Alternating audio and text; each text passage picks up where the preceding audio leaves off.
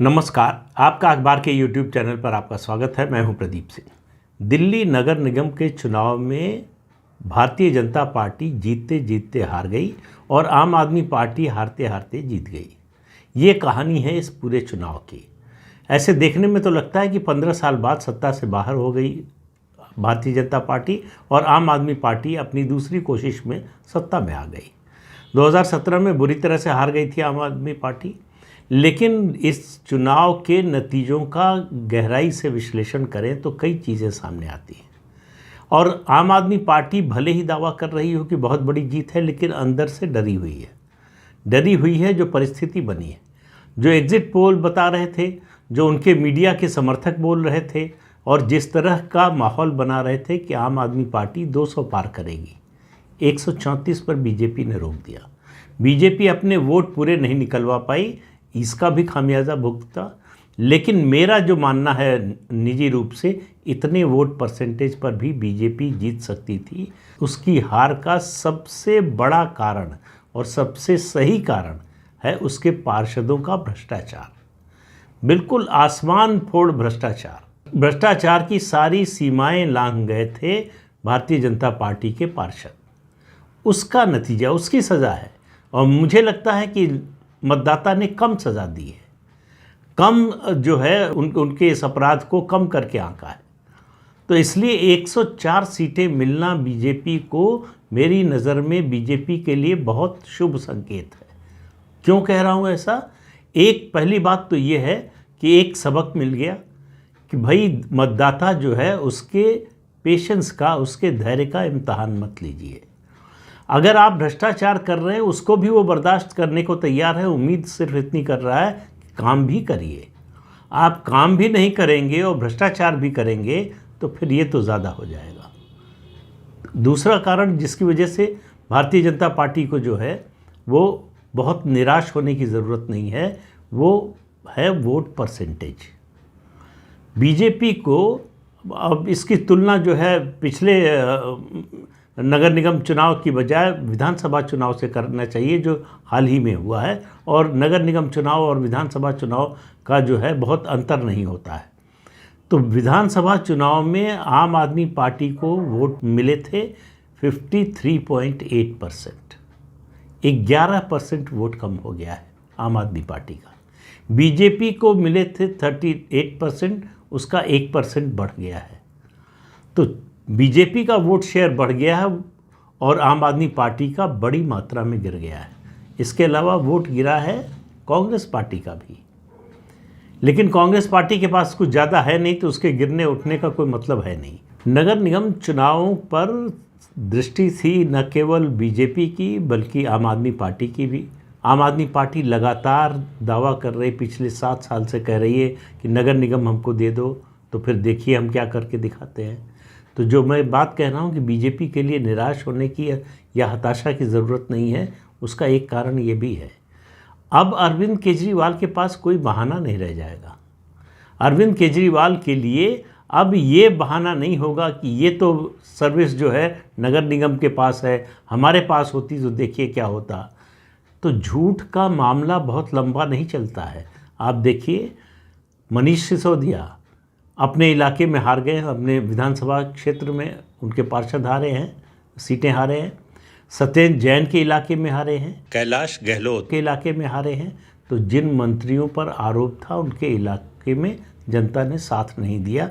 ये आम आदमी पार्टी के लिए संदेश है।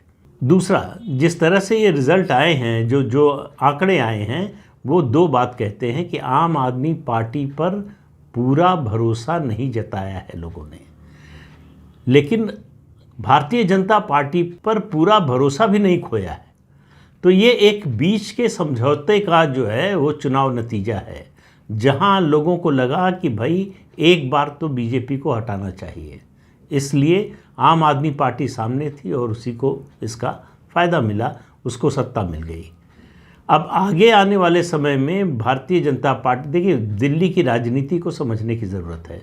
दिल्ली की राजनीति में बीजेपी की स्थिति कभी अच्छी नहीं रही। मेट्रोपॉलिटन काउंसिल में 2 बार सत्ता में आए थे सिर्फ, और 1993 में जब असेंबली बनी तो 29 साल हो गए, 29 साल में बीजेपी सिर्फ एक चुनाव जीती है। लगभग 7 विधानसभा चुनाव हुए हैं, उनमें से सिर्फ एक जीती है। और वो भी क्यों? वो भी जीती थी इसलिए 93 में कि जनता दल उस समय चुनाव मैदान में था और वो 17, 18, 19% वोट ले गया था, जिसमें झुग्गियों के वोट भी थे, जिसमें मुसलमानों के वोट भी थे। मुस्लिम वोट बटा, झुग्गियों के वोट बटे, इसलिए बीजेपी सत्ता में आ गई। उसके बाद से नगर निगम में आप देखिए, जो बीजेपी 3 बार जीती है, तीनों बार जीतने में उसकी कामयाबी में बड़ा योगदान है कांग्रेस पार्टी का, या फिर दूसरी छोटी पार्टियों का। कभी बीएसपी आ जाती है, कभी कोई और पार्टी आ जाती है। तो बीजेपी का एक थ्रेशोल्ड है वोट शेयर का, जो ये 39.8% लगभग मिला है, यही है। इससे ऊपर जब तक वो नहीं जाएगी तब तक विधानसभा चुनाव जीतने की उसकी स्थिति नहीं बनेगी। अब ये बड़ी विचित्र स्थिति है, एक हरियाणा और एक जो है मैं दिल्ली में देखता हूँ कि दिल्ली का मतदाता विधानसभा के लिए भरोसा नहीं करता बीजेपी पर। वो आम आदमी पार्टी को भी सत्ता सौंप देता है और बड़े पैमाने पर सौंप देता है, लेकिन वही मतदाता जैसे ही लोकसभा का चुनाव आता है दिल खोलकर बीजेपी को वोट देता है, कोई कोताही नहीं करता। फिर नहीं देखता कि सामने कांग्रेस है कि आम आदमी पार्टी है, सिर्फ और सिर्फ बीजेपी। तो 7 की 7 सीटें 14 में भी मिली थी, 19 में भी मिली। और इसी तरह से हरियाणा में जो है ख़ासतौर से जाट मतदाता वो बीजेपी को वोट देने में विधानसभा में कोताही करता है, बल्कि नहीं देता है ज़्यादातर, लेकिन लोकसभा चुनाव आते ही एकदम दिल खोलकर वोट देता है। तो बीजेपी को अपना ये जो है मामला ठीक करना पड़ेगा। दूसरा, ये केवल दिल्ली की नहीं, सभी महानगरों की समस्या है जहां मिडिल क्लास और अपर मिडिल क्लास का वोटर घर से निकलता नहीं, जो अमूमन ज़्यादातर जो है भाजपा का वोटर होता है। वो चुनाव से पहले और चुनाव के बाद बहुत बड़ा ज्ञान बघारता है, लेकिन वोट देने में जो है उसको पता नहीं क्या समस्या होती है। कभी गर्मी का बहाना करता है, कभी सर्दी का, कभी बारिश का। इस बार के चुनाव में तो ऐसा कोई जो है बहाना भी नहीं था, फिर भी पिछले चुनाव की तुलना में भी 3% पोलिंग गिर गई। तो ये एक चीज़ है जिस पर सभी पार्टियों को चिंता करनी चाहिए कि आखिर महानगरों में पोलिंग का परसेंटेज, मतदान का प्रतिशत इतना कम क्यों होता है। लेकिन बात आम आदमी पार्टी और दिल्ली में भारतीय जनता पार्टी की हो रही है। लेकिन इस चुनाव का एक संकेत और है कि दिल्ली के मतदाता ने कांग्रेस पार्टी को हमेशा के लिए दफन कर दिया। कांग्रेस पार्टी का वोट शेयर शायद 10% के भी नीचे आ गया है, जो पिछले नगर निगम चुनाव में लगभग 21% था। तो एक और राज्य से कांग्रेस पार्टी की विदाई हो गई है, जैसे उत्तर प्रदेश में, जैसे पश्चिम बंगाल में, जैसे आंध्र प्रदेश में, जैसे उड़ीसा में, जैसे त्रिपुरा में। इस तरह से आप एक एक करके स्टेट गिनते जाइए जिस तरह से कांग्रेस पार्टी का सफाया हो गया। सफाया एक चीज़ होती है चुनाव में हार जीत, और दूसरी चीज़ होती है किसी पार्टी का डिसिमेशन, उसका मटिया मेट हो जाना। कांग्रेस पार्टी की वो हालत हो रही है। तो अब बीजेपी को बचाने के लिए कांग्रेस नहीं आने वाली।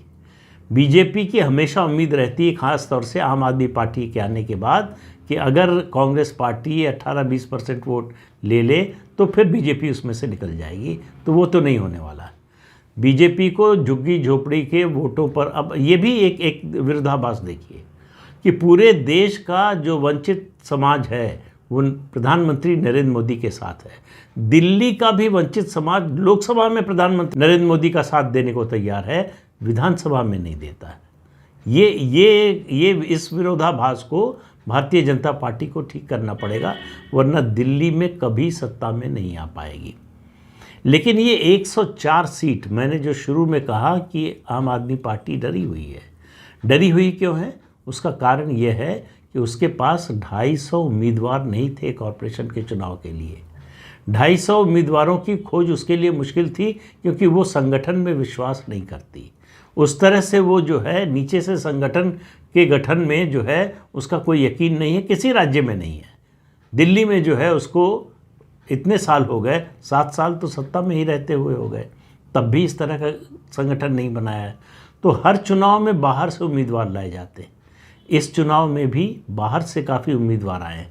काफ़ी उम्मीदवार पैसा देकर आए हैं, लेकिन जो चिंता की बात है आम आदमी पार्टी के लिए वो ये है कि लगभग 25 उम्मीदवार उसके ऐसे हैं, अब ये मैंने देखा नहीं उनमें से कितने जीते हैं, 25 उम्मीदवार ऐसे थे जो भारतीय जनता पार्टी से आए थे।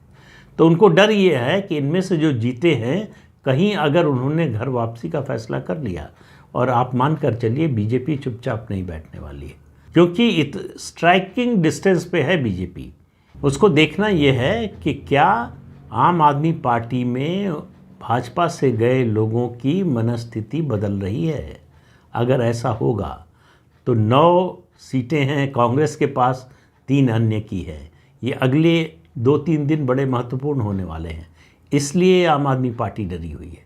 वो निश्चिंत थी पहले इसलिए कि उसको लग रहा था 180, 200, और आम आदमी पार्टी का तो दावा था कि हम 210 सीटें जीतेंगे कम से कम।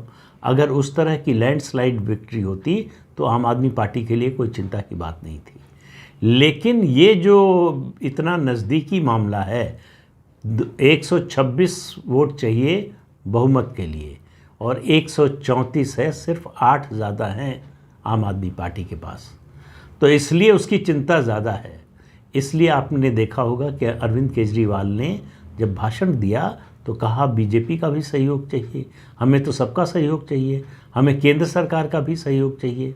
लेकिन पिछले 7 साल का रिकॉर्ड ये है, बीजेपी तो छोड़िए केंद्र सरकार से भी सहयोग नहीं बल्कि असहयोग की पूरी कोशिश की गई आम आदमी पार्टी की ओर से और उसकी सरकार की ओर से।